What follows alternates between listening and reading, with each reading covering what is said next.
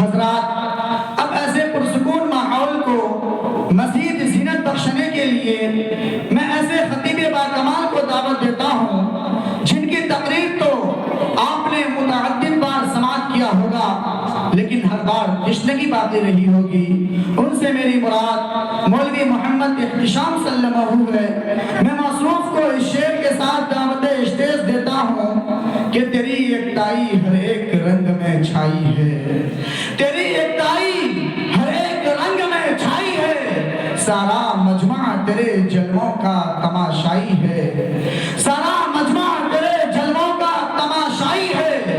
اے بلبل شیدا تو نے سنا ہے ہنس ہنس کر، اے بلبل شیدا تو نے سنا ہے ہنس ہنس کر، اب جگر تھام کے بیٹھو احتشام کی باری آئی ہے، اب جگر تھام کے بیٹھو احتشام کی باری آئی ہے۔ موصوف مائک پر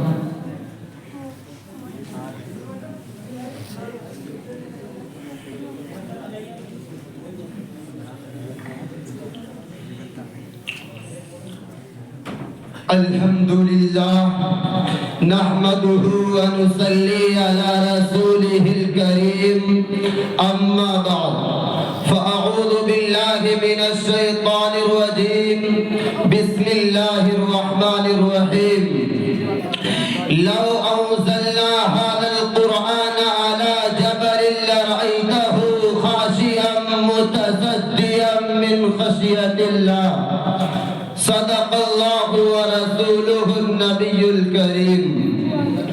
الہی رونق اسلام کے سامان پیدا کر، الہی رونق اسلام کے سامان پیدا کر، دلوں میں مومنوں کے الفت قرآن پیدا کر۔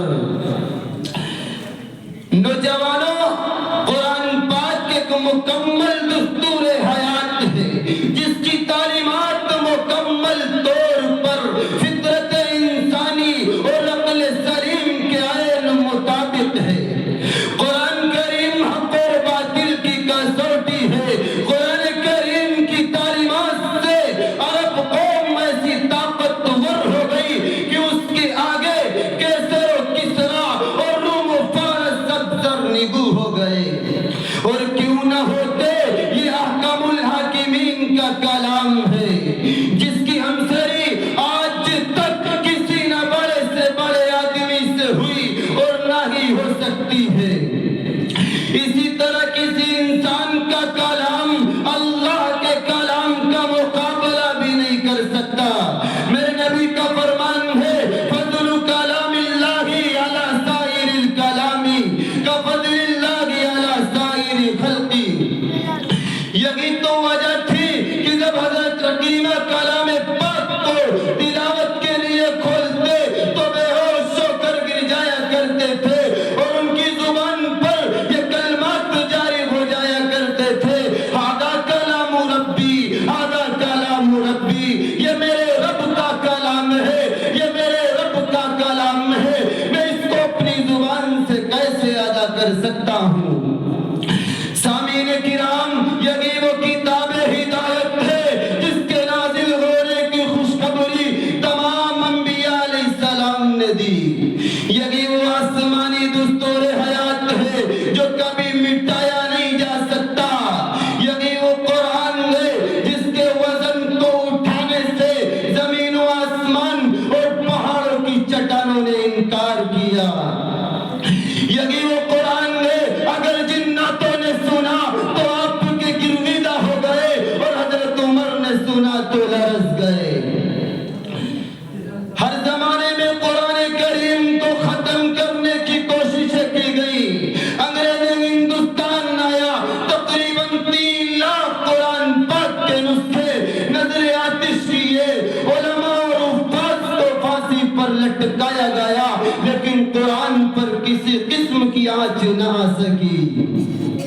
شاعر کہتا ہے فانوس بن کے جس کی حفاظت ہوا کرے، فانوس بن کے جس کی حفاظت ہوا کرے، وہ شمع کیا بجھے جسے روشن خدا کرے۔ ایک وقت تھا کہ حضرت عمر اپنے بے غم اور بے گروئی کو ایمان لانے کی پاداش میں مار پڑھتے ہیں حالت تو بدل جاتی ہے اور رو رو کر یوں کہتے ہیں اے ایمان لانے والوں عمر کے گلے میں رسی باندھ کر مکہ کی گلیوں میں گھسیٹتے ہوئے آقا کے قدموں میں ڈال دو۔ یہ بات حقیقت ہے کہ بڑے بڑے فصحائے عرب قرآن سن کر اس کی جادو بیانی اور اثر انگیزی کا مقابلہ نہ کر سکے۔ میرے عزیزوں، قرآن پاک اللہ کی وہ عظیم امانت ہے جس کو اللہ نے زمینوں پر پیش کیا تو وہ کانپ اٹھی، اگر پہاڑوں پر پیش کیا جاتا تو وہ مارے خوف دہشت کے چکنا-چور ہو جاتے۔ خود قرآن نے نقشہ کھینچا ہے اِنَّا عَرَضْنَا الْأَمَانَةَ عَلَى السَّمَاوَاتِ وَالْأَرْضِ وَالْجِبَالِ فَأَبَيْنَ أَن يَحْمِلْنَهَا وَأَشْفَقْنَ مِنْهَا وَحَمَلَهَا الْإِنسَانُ۔ اللہ تبارک و تعالیٰ فرماتے ہیں اگر ہم اس امانت کو زمینوں اور آسمانوں پر پیش کرتے تو انہوں نے اس کے وزن کو اٹھانے سے انکار کر دیا اور ڈر گئے، کانپنے لگے، لیکن انسان نے اس امانت کو اٹھا لیا۔ اور یہ زمین و آسمان اٹھاتے بھی کیسے؟ کیونکہ ان زمینوں میں ہے کیا اور کیا ہے آسمانوں میں، ان زمینوں میں ہے کیا اور کیا ہے آسمانوں میں، سب نظر آ جائے گا دیکھو اگر قرآن میں۔ یہ بھی اس کتاب کا اعجاز ہے کہ اس کی حفاظت کا وعدہ خود خالق دو جہاں نے لیا۔ فرمان خداوندی ہے اِنَّا نَحْنُ نَزَّلْنَا الذِّكْرَ وَإِنَّا لَهُ لَحَافِظُونَ کہ ہم نے اس قرآن کو اتارا ہے اور ہم ہی اس کی حفاظت کرنے والے ہیں۔ ہر زمانے میں قرآن کریم کو ختم کرنے کی کوششیں کی گئی، ہندوستان آیا۔ وآخر دعوانا ان الحمدللہ رب العالمین۔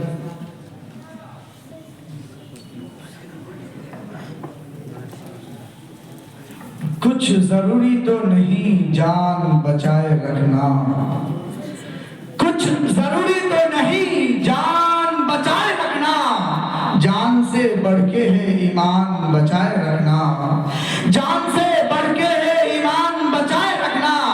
یاد رکھنا ہے یہ اسلاف کی تاکید ہمیں، یاد رکھنا ہے یہ اسلاف کی تاکید ہمیں۔ عافیت چاہو تو قرآن بچائے رکھنا، عافیت چاہو تو قرآن بچائے رکھنا۔